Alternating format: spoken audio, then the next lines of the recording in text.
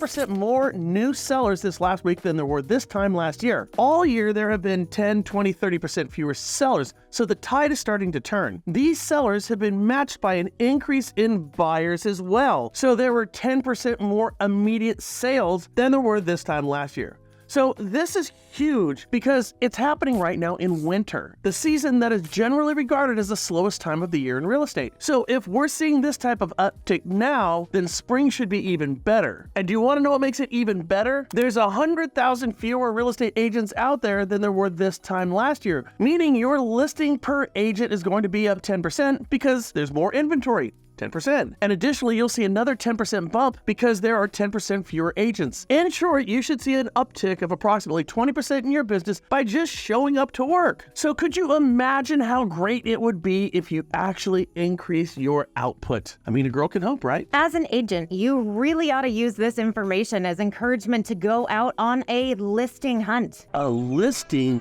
expedition. With rates dropping and expected to continue their slide, more folks who had rates in the 3s and 4s are going to start to begrudgingly sacrifice those rates in order to move. We're seeing it right now. And again, we haven't even seen the spring bump yet. There were 7.7 more new contracts started this week than the same week a year ago. The market was contracting all the way until October, but now it's reliably expanding. This is growth of very few numbers. This isn't a boom market, of course, but it's a turn, and housing starts are up 18%.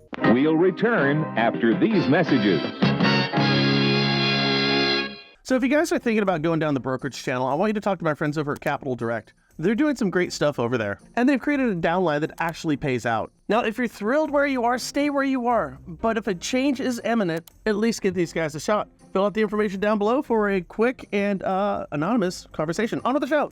Yeah, so you want to go hunting for listings right now because there's pent-up opportunity in the listing market. Here's what you need to do. Call this girl, Sue. See this number? Just call her, okay? And tell her that you want a list of people who lived in their houses for 7 to 9 years and only homes that are under 2,000 square feet. Frankly, the smaller the house, the better. See, we're going after first-time home buyers in entry-level homes. If they've been in their house for 7 to 9 years, they're thinking about making a move right now, and they've got the equity to do it. Now, of course, you need to get phone numbers scrubbed against the do not call list, and this should be relatively inexpensive for you to accomplish. Now, when you call these folks up, here's what you want to do. Let them know that you're trying to better understand the market, and you need to do a broker-priced opinion on entry-level houses in that neighborhood, and would they be willing to help you if you gave them that broker-priced opinion in return free of charge? Now, people generally want to help other people, and you're going to get more yeses by asking for help than asking to list.